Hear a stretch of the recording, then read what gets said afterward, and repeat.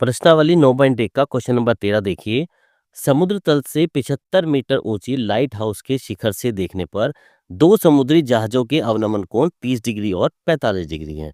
देखिए अवनमन कोण मीन्स ऊपर से नीचे की तरफ ये कोण बन रहे हैं। यदि लाइट हाउस के एक ही ओर एक जहाज दूसरे जहाज के ठीक पीछे हो तो दो जहाजों के बीच की दूरी ज्ञात कीजिए। देखिए सबसे पहले इसका फिगर बनाना पड़ेगा हमें। मान के चलते हैं ये समुद्र है। अब इसमें कहा गया है एक 75 मीटर ऊंची लाइट हाउस है। ये लाइट हाउस दे रखा है जिसकी ऊंचाई हमें 75 मीटर दे रखी है। ये लाइट हाउस है, यहाँ पर इसकी ऊंचाई दे रखी है हमारी 75 मीटर। लाइट हाउस के शिखर से देखने पर दो समुद्री जहाज है। मान के चलिए एक यहाँ है और एक यहाँ है। जहाजों के अवनमन कोण 30 डिग्री और 45 डिग्री है।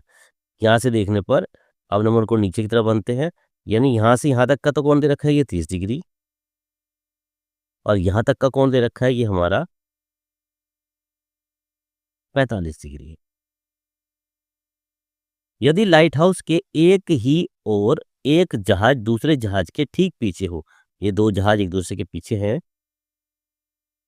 तो जहाजों के बीच की दूरी ज्ञात कीजिए, यानी कि ये वाली बीच की दूरी हमें निकालनी है।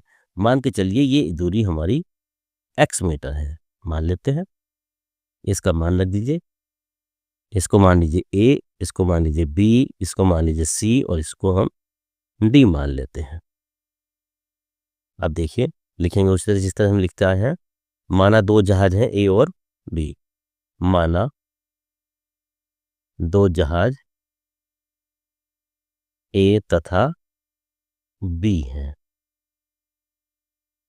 जिनके अवलंबन कोण कौन कौन से हैं, 45 डिग्री और 30 डिग्री हैं।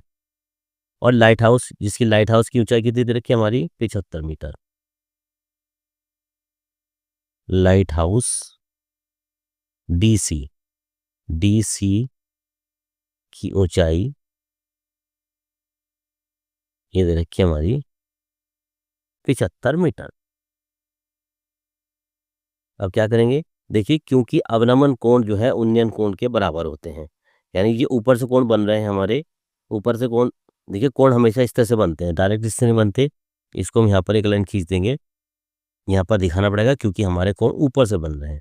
तो ये कोण हमारा बनता था, ये वाला कोण ये तो था हमारा 30 डिग्री का, और ये वाला कोण था हमारा ये था 45 डिग्री का। क्योंकि अवनमन कोण ऊपर से बन रहे हैं तो अवनमन कोण उन्नयन कोण के बराबर होते हैं। अवनमन कोण जो ऊपर से कोण बनते हैं, उन्नयन कोण जो नीचे की तरफ से बनते हैं, क्योंकि ऊपर की तरफ से जो कोण बन रहे हैं वही हमारे नीचे की तरफ से भी बनेंगे। देखिए यहाँ पर पहला समकोण त्रिभुज बन रहा है DCA और दूसरा बन रहा है DCB। तो पहले लिख लीजिए, सबसे पहले समकोण त्रिभुज DCA में tan थीटा बराबर क्या होता है, tan थीटा बराबर होता है DC बटा AC। थीटा का मान दे रखा है हमारा 45 डिग्री। तो tan 45 बराबर DC का मान है हमारा 75 बटा AC का मान हमें पता नहीं है।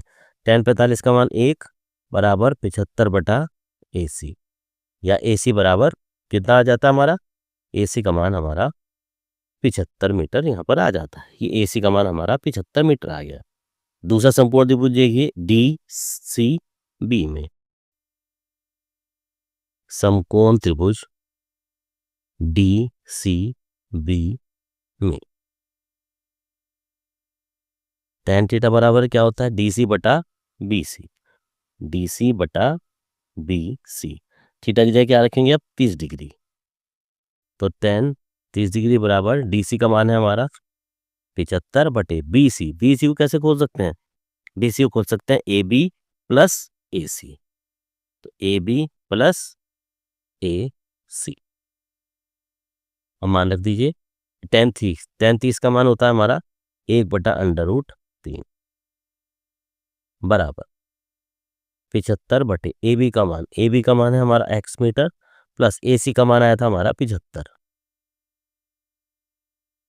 क्रॉस मल्टीप्लिकेशन कर दीजिए, नीचे के ऊपर गुना ऊपर के नीचे, तो ये बच जाता है हमारा x प्लस 75 बराबर 75 √3। यहाँ से x का मान निकाल लीजिए। एक्स बराबर कितना आ जाएगा यहाँ पर, तो एक्स बराबर 75 √3, इधर आके माइनस का 75, तो 75 हम कॉमन ले सकते हैं, अंदर बचता हमारा √3 माइनस का 1। तो इस तरह से हमारा एक्स का मान आ जाता है, ये हमारी मीटर एक्स का मान आ गया। और एक्स क्या था, दो जहाज़ों के बीच की दूरी। तो क्वेश्चन में ये पूछा था कि दोनों जहाज़ों के बीच की दूरी ज्ञात कीजिए, तो दो जहाज़ों के बीच की दूरी ज्ञात कीजिए। तो दोनों जहाज़ों के बीच की दूरी आ गई 75 √3 माइनस एक्स, क्या लिखेंगे, इसलिए दोनों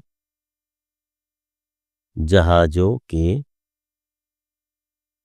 बीच की दूरी ये आ जाती है हमारी 75 √3 माइनस 1 मीटर। ये हमारा आंसर आ जाता है। इस तरह से प्रश्नावली 9.1 का 13वां प्रश्न पूरा हो गया।